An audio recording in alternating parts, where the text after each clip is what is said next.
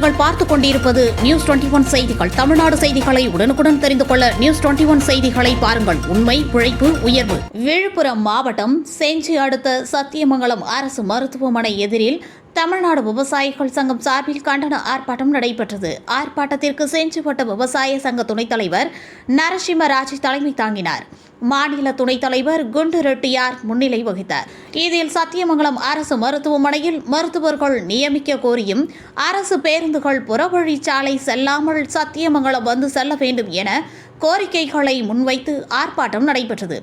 ஆர்ப்பாட்டத்தில் தமிழ்நாடு விவசாயிகள் சங்கம் நிர்வாகிகள் முருகன், மாதவன், ஆல்பர்ட், வேளாங்கண்ணி, வெங்கடேசன், சம்பத், சபாபதி, எத்திராஜ் மற்றும் பலர் கலந்து கொண்டனர். நியூஸ் 21 செய்திகளுக்காக விழுப்புரம் மாவட்ட செய்தியாளர் அருண் பிரகாஷ்.